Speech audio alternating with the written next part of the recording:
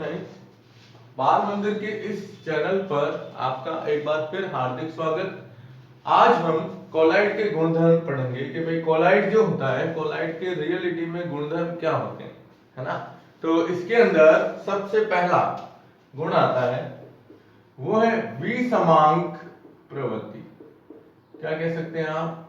विसमांक प्रवृत्ति भी कह सकते हो, प्रकृति के रूप में भी कह सकते हो, कुछ भी अपन इसको बता सकते हैं। तो विसमांक प्रकृति या प्रवृत्ति। देखो क्या होता है, कोलाइड के बारे में हमने पहले भी पढ़ा था कि कोलाइड जो होते हैं ये विसमांक प्रकृति के होते हैं। विसमांक प्रकृति का कारण ये है कि इसके अंदर जो परिक्षिप्त प्रवस्था होती है ना, परिक्षिप्त प्रवस्था के जो कण होते हैं, किसके? परिक्षिप्त प्रवस्था के कण, इनका आकार है ना, वो क्या होता है? बड़ा होता है। और आकार बड़ा होगा तो ये परिक्षिप्त माध्यम के अंदर पूर्ण रूप से समाहित नहीं होते हैं। और जब परिक्षिप्त माध्यम के अंदर ये पूर्ण रूप से समायोजित नहीं होंगे तो विसमांगी मिश्रण के रूप में हमें दिखाई देते हैं, है ना।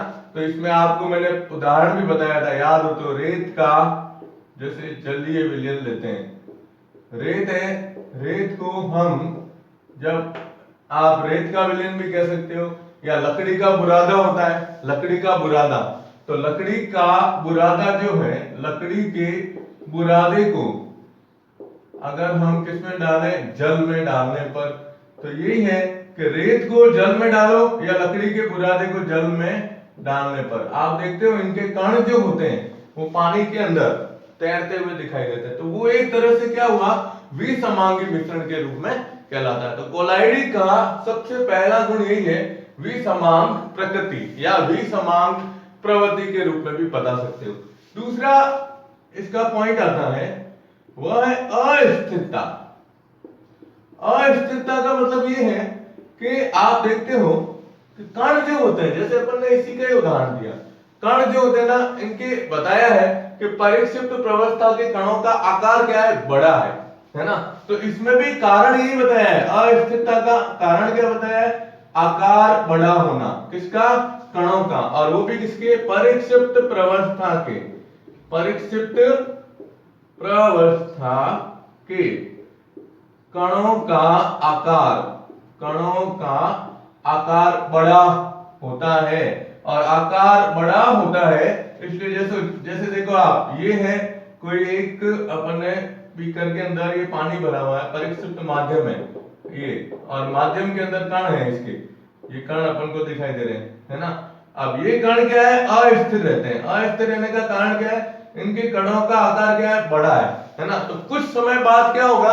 देखो आकार बड़ा है तो सीधी सी बात है उसमें द्रव्यमान होगा, और द्रव्यमान होगा तो ये कण गुरुत्वीय बल यानी नीचे से आकर्षित होते हैं। तो आकर्षित होने के कारण इसके तल के अंदर धीरे धीरे क्या हो जाएंगे? बैठना शुरू हो जाते हैं, जिसे अपन क्या कहते हैं? निस्यंदन की क्रिया, याद है ना? निस्यंदन, निस्यंदन का मतलब यही होता है। तो पहले कण यूं बिखरे हुए थे ये, और फिर क्या हुआ? नीचे आकर तल के अंदर बैठना शुरू हो जाते हैं। तो दूसरा इसका गुण है जिसे हम अस्थिरता के रूप में कहते हैं। तो पहला गुण क्या है? वापस सुन लो, विसमांग प्रकृति। विसमांग प्रकृति का मतलब यह हुआ कि परिक्षिप्त प्रवस्था के कण जो होते हैं उनका आकार बड़ा होने के कारण वह कण परिक्षिप्त माध्यम के अंदर, है ना, समायोजित नहीं होते हैं। या ये कह सकते हो कि परिक्षिप्त माध्यम के कणों के बीच में जो रिक्त स्थान होता है, वह रिक्त स्थान इन कणों के आकार की तुलना में छोटा होता है, इसलिए वो कण उसके अंदर जाएंगे नहीं। और जब कण नहीं जाएंगे तो ये पदार्थ या ये जो भी आप इसके अंदर मिला रहे हो माध्यम के अंदर, वह स्थिति जो होती है वह उसके अंदर विलय नहीं होगी, और विलय नहीं होगा तो वो अविलय है। यानी हम कह सकते हैं कि क्या हो सकता है? इसकी विसमांग प्रकृति को प्रदर्शित करता है। सेकंड पॉइंट, अस्थिरता। तो अस्थिरता का कारण भी यही है कि कणों का आकार बड़ा है तो ये उस द्रव के अंदर क्या होते हैं? घूमते रहते हैं, और घूमते रहते हैं, आपको पता है अस्थिर है, मर्जी पड़े तब इधर उधर अनिश्चित गति होती है। तो जैसे ही गुरुत्वीय बल होगा तो गुरुत्वीय बल के कारण ये जो अस्थिर कण है, ये कण धीरे धीरे पैंधे में बैठते रहेंगे। अब ये कण जैसे धीरे धीरे पैंधे में बैठेंगे तो सीधी सी बात है क्या हो जाएगा, इसका निस्यंदन हो जाएगा, है ना। तो ये सेकंड पॉइंट इसका आपको ध्यान में रखना है। ओके, अब हम लेते हैं इसका तीसरा मुख्य पॉइंट। तीसरा पॉइंट है जिसे हम अवसादन, ठीक है ना, नाम ध्यान रखिएगा। तीसरा पॉइंट आता है अवसादन, सेडिमेंटेशन के नाम से जाना जाता है। अवसादन क्या होता है कि आपने, जैसे अपन कोई भी किसी की प्रॉब्लम होती है, ब्लड टेस्ट करवाते हैं, तो ब्लड टेस्ट के अंदर हमेशा क्या होता है कि ब्लड को, उसमें से प्लाज्मा जो होती है, जो ब्लड का सबसे मुख्य भाग होता है, उस प्लाज्मा को उसमें से अलग किया जाता है। और अलग करने के लिए एक उपकरण काम में लिया जाता है जिसका नाम है सेंट्रीफ्यूगल, ठीक है ना। और उस स्थिति में क्या होगा कि वह उपकरण इस तरह से काम करेगा कि देखो, उसकी संरचना यूं रहती है, ये इस तरह से, ठीक है, ये यूं, ये एक विशेष प्रकार का उपकरण होता है सेंट्रीफ्यूगल टाइप, जैसे मिक्सी कैसे होती है उस टाइप से ही रहता है, लेकिन ये थोड़ा अलग तरीके से दिखेगा।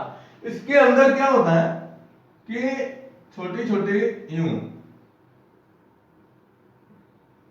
रहते हैं, ये क्या कह सकते हो आप, ब्लॉक बने हुए रहते हैं। इन ब्लॉक के अंदर आप टेस्ट ट्यूब डालते हैं, इसमें क्या डाली जाती है, टेस्ट ट्यूब को रखा जाता है। और ये ऐसे होता है, जैसे एक इधर है ना तो दूसरा इधर होगा, तीसरा इधर है तो चौथा इधर होगा, इस तरह से यूं रहती है। इसके अंदर की संरचना यूं रहती है, ये ना अंदर यूं, ठीक है।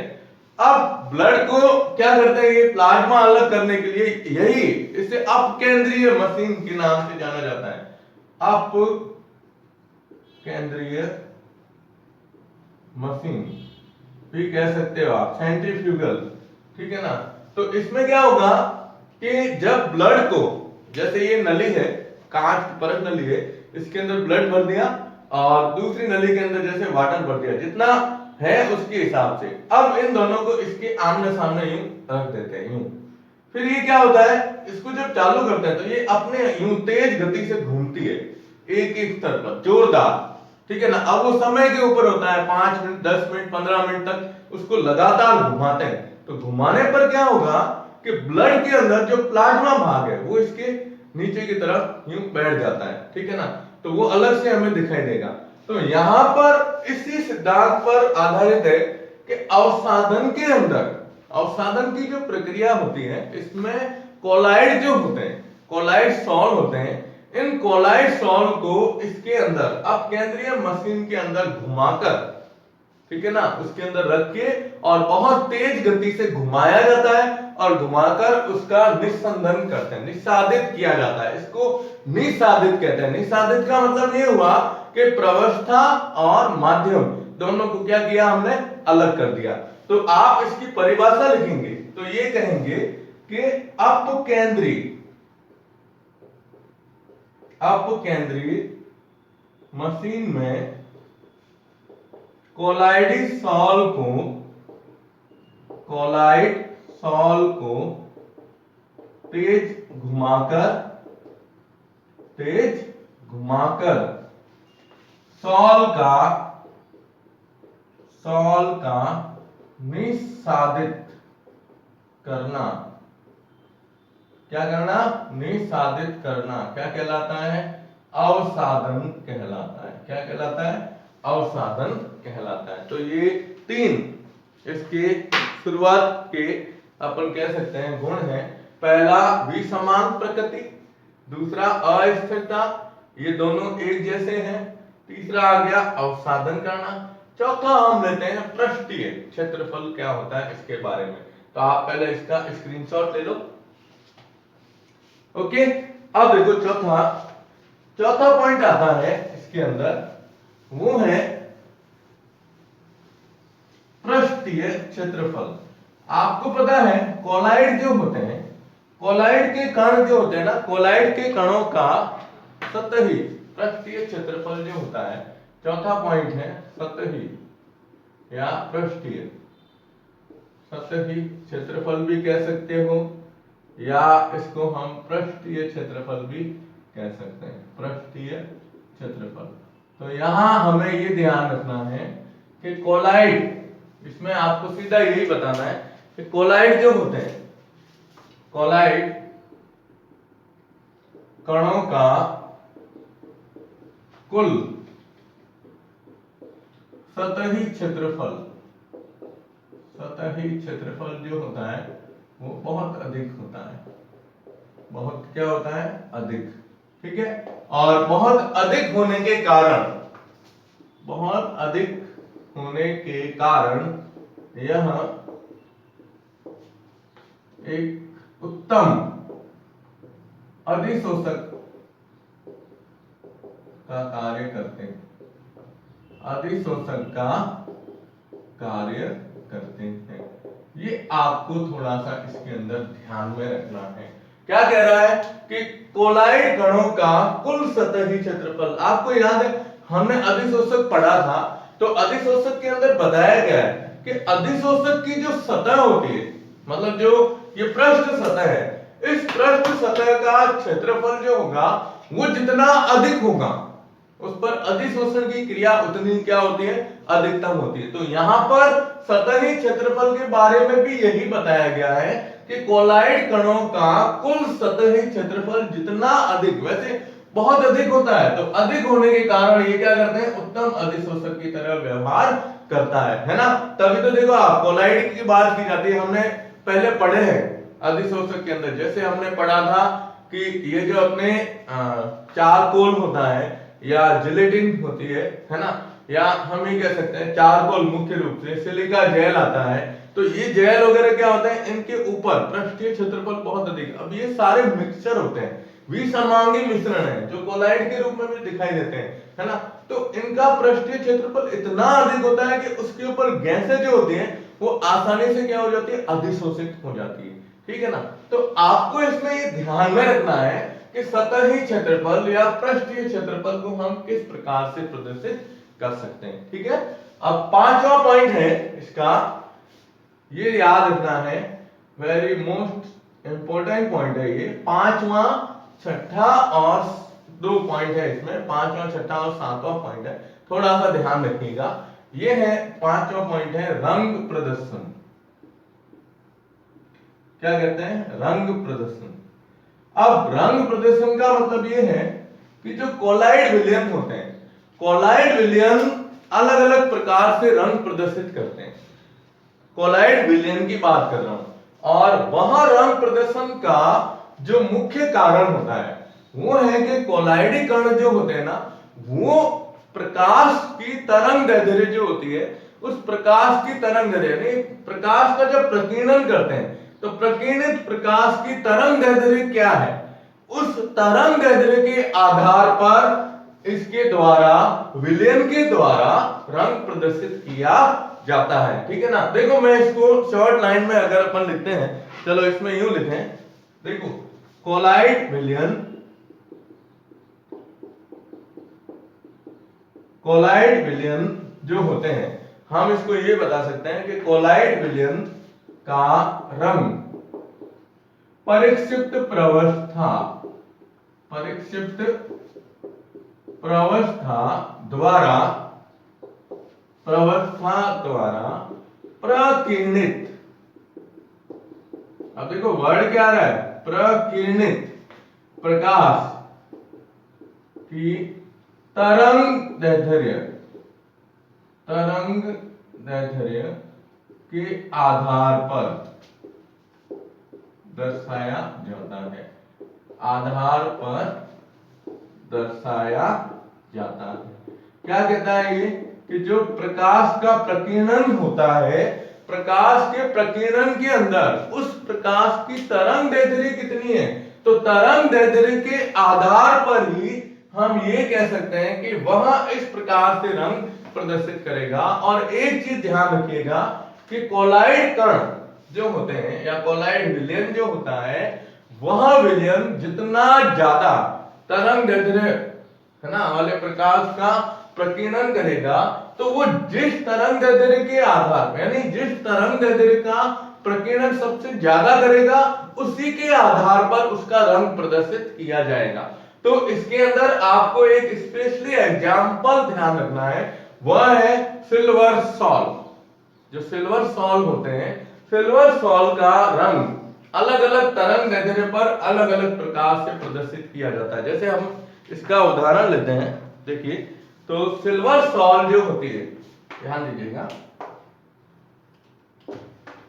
सिल्वर सॉल्व एग्जांपल ध्यान रखना, सिल्वर सॉल्व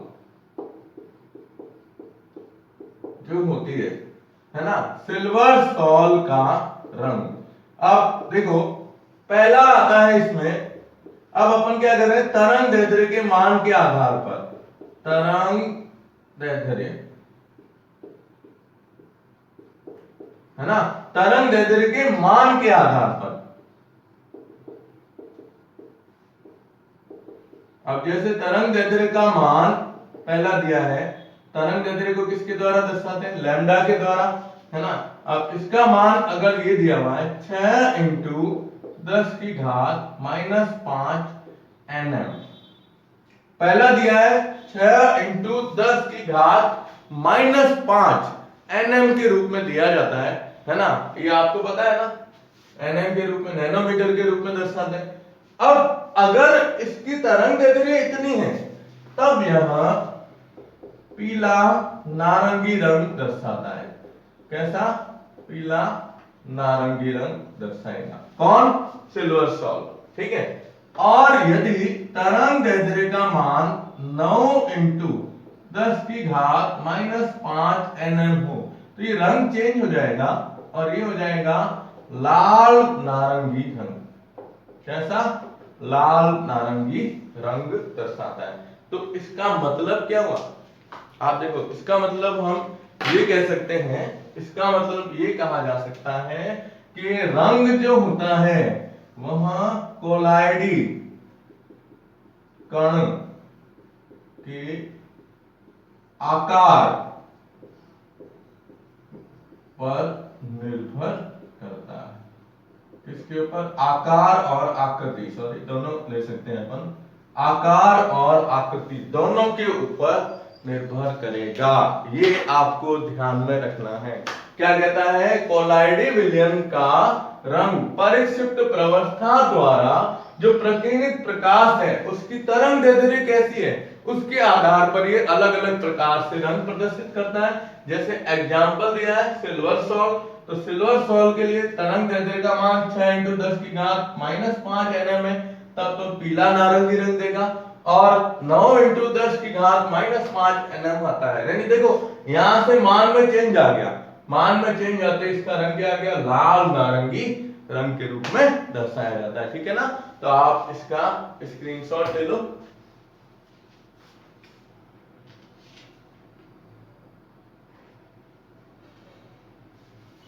ठीक है, अब छठा पॉइंट लेते हैं अपन, वो है ब्राउनी गति। ये कभी कभार सवाल आता है, छोटा सा पॉइंट है इसका, ब्राउनी गति क्या होती है, ब्राउनी गति को किस प्रकार से प्रदर्शित किया जाता है, ठीक है ना। तो देखो आप,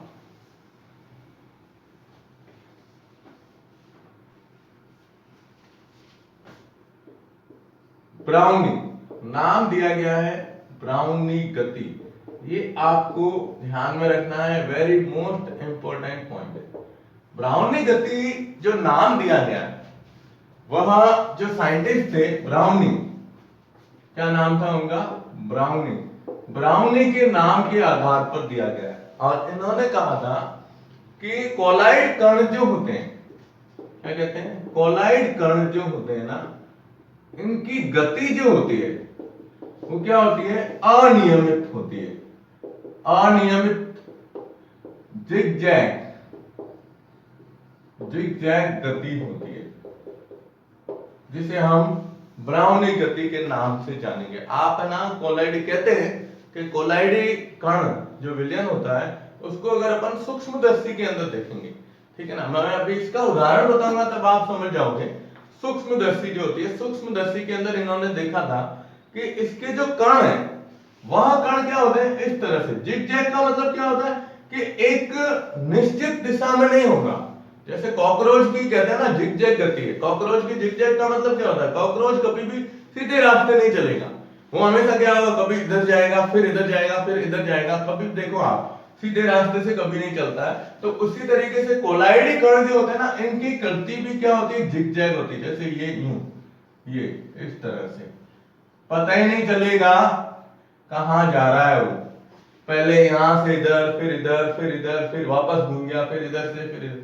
तो ये कोलाइड कण की ये जो गति होती है, इस गति को ही नाम दिया गया है, कौन सी गति, ब्राउनी गति के नाम से जाना जाता है। वापस सुन लीजिएगा कि कोलाइडी कण की गति जो होती है वो अनियमित और जिगजैग होती है, जिसे हम कोलाइड ये क्या कहते हैं, ब्राउनी गति के नाम से जानते हैं। और इसका उदाहरण ध्यान रखिएगा। अब इसका एग्जाम्पल देखो, इसमें जो अपन कहते हैं वो है कि जो कण अपन बता रहे हैं कोलाइडी कण, ये कोलाइडी कण किसके हैं, परिक्षिप्त प्रवस्था के। ये तो आपको पता ही है किसके कण है, परिक्षिप्त प्रवस्था के ही कण है ना। तो इसका एग्जाम्पल है, आपने ना सिनेमा हॉल के अंदर, सिनेमा हॉल में जो प्रकाश आता है, जो प्रकाश होता है ना, प्रकाश गिरता है, आपने देखा होगा फिल्म के लिए, तो उस प्रकाश में धूल के जो कण होते हैं, इसके धूल के कण वह ब्राउनी गति दर्शाते हैं। वो क्या करते हैं, ब्राउनी गति दर्शाते हैं। अब आप देखो, ये आपने देखा है, बिल्कुल सिनेमा हॉल में जाते हो तो आपने देखा एकदम अंधेरा होगा, तो अंधेरे के अंदर क्या होता है कि हम जैसे सीट पे बैठते हैं, हमारी नजर के सामने की तरफ क्या होता है, पर्दा होता है ना, और पीछे से लाइट आती है, जो प्रकाश आता है, जो क्या होता है आगे सिनेमा पर्दे के ऊपर गिरता है, तब हमें फिल्म दिखाई देती है। तो उस प्रकाश को अगर आप गौर से देखते हो, अपने पीछे से निकलता हुआ दिखाई देता है, उस प्रकाश के अंदर जो छोटे छोटे कण होते हैं, धूल के कण भी कह सकते हो, है ना, तो वह कण जो गति प्रदर्शित करते हैं वो एक ही दिशा में नहीं रहती है, वो क्या होती है, अलग अलग तरीके से घूमते रहते हैं। तो वहां कणों की जो गति होती है ना, उस गति को ही अपन क्या नाम देते हैं, ब्राउनी गति के नाम से जानते हैं। तो ये प्रकाश के अंदर वो कण पाए जाते हैं। तो वो कण क्या हुआ, प्रकाश माध्यम हो गया, और वो कण क्या हो गया, परिक्षिप्त प्रवस्था के रूप में दर्शाया जाता है। ठीक है ना। तो ये अपन ने कितने पॉइंट पढ़े आज, 6 पॉइंट पढ़े। सबसे पहला पॉइंट हमने कौन सा पढ़ा, याद है आपको, सबसे पहला पॉइंट हमने पढ़ा था कि इसके अंदर विसमांग प्रकृति होती है। विसमांग का मतलब क्या हुआ, जिसमें प्रवस्था के कण बड़े आकार के होते हैं, जो परिक्षिप्त माध्यम के अंदर जो रिक्त स्थान होता है कणों के बीच में, उसमें नहीं समायोजित होते, इस कारण विसमांग प्रकृति होती है। दूसरा अस्थिरता, कणों का आकार बड़ा है, कणों का आकार बड़ा होने के कारण क्या होगा, वो कण अस्थिर रहते हैं, इधर उधर घूमते रहते हैं। लेकिन जैसे ही आप देखोगे कुछ समय बाद, जैसे पानी की गिलास के अंदर भी अपन देखते हैं कण घूमते रहते हैं, और फिर कुछ समय बाद नीचे बैठ जाते हैं, तो वो निस्यंदन की क्रिया हो गई, है ना। तीसरा हमने बताया कौन सा, अवसादन करना, ठीक है, अपकेंद्रीय मशीन के द्वारा अवसादन की क्रिया। चौथा हमने लिया था इसके अंदर अभी, रंग प्रदर्शित करना, रंग को किस प्रकार से प्रदर्शित किया जाता है। सतही क्षेत्रफल, पृष्ठीय क्षेत्रफल के बारे में भी पढ़ा था कि कणों का आकार जो है, कणों के आकार के आधार पर उनका सतही क्षेत्रफल इतना अधिक होता है कि वह एक अच्छे अधिशोषक की तरह क्या करते हैं, व्यवहार करते हैं, है ना। फिर रंग में भी हमने बताया, देखो रंग एक अभी अपन आगे पढ़ेंगे नेक्स्ट लेक्चर के अंदर, टिंडल प्रभाव, बहुत ही अच्छा प्रभाव दिया गया है। अब वो पॉइंट और रंग वाला पॉइंट लगभग एक जैसा है, ठीक है।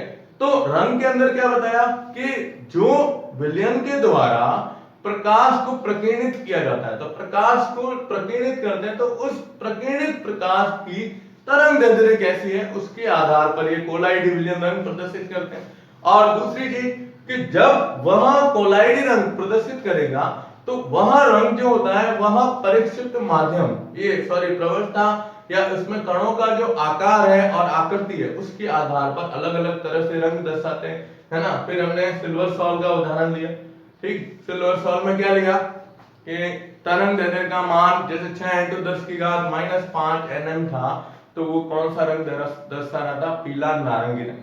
अब आपने 6 की जगह 9 लिख दिया, 9 × 10⁵5 कणों के आकार में परिवर्तन हुआ, आकार चेंज होते ही जो पहले पीला नारंगी रंग था वो किस में परिवर्तित हो गया, लाल नारंगी रंग के अंदर, है ना। तो ये इसके अंदर प्रदर्शन हुआ। और फिर हमने लिया ब्राउनी गति, तो ब्राउनी गति वैज्ञानिक कौन से थे, ब्राउनी के द्वारा दर्शाई गई थी, इसलिए इसमें बताया गया है कि कोलाइडी कण यानी परिक्षिप्त प्रवस्था के कणों की जो गति होती है वह अनियमित या झिकझक इस तरह से होती है। अब आप इसमें कैसे भी बना सकते हो, ये तो मैंने जनरली बताया, आप ऐसे भी बता सकते हो। देखो ये है ना, ये इस तरह से, ये यूं गया, ये कण है, अब ये कण यहां से ये यूं, इस तरह से यूं, कैसे, मतलब किसी भी तरह से, ये स्टार के द्वारा बता के फिर स्टार को भी अलग तरीके से बता दो। तो ये सब गतियां जो होती है कणों की अनियमित होती है, यानी इसके ऊपर कोई नियंत्रण नहीं होता है, वो सब किसके अंतर्गत आती है, ब्राउनी गति। और इसका उदाहरण क्या लिया हमने, सिनेमा हॉल में प्रकाश जो होता है जब चलता है तो प्रकाश के अंदर जो धूल के कणों की गति जो अपन को दिखाई देते हैं वह कणों की गति ब्राउनी गति के रूप में दिखाई देती है, ठीक है। तो आज हमने 6 गुण लिए। अब नेक्स्ट पॉइंट, नेक्स्ट लेक्चर के अंदर अपन पढ़ेंगे सबसे महत्वपूर्ण, जिसमें एक आएगा इसके अंदर विद्युत कण संचलन और एक अपन लेंगे टिंडल प्रभाव, ठीक है। तो बाल मंदिर बाड़मेर के इस YouTube चैनल को ज्यादा से ज्यादा सब्सक्राइब कीजिएगा। धन्यवाद।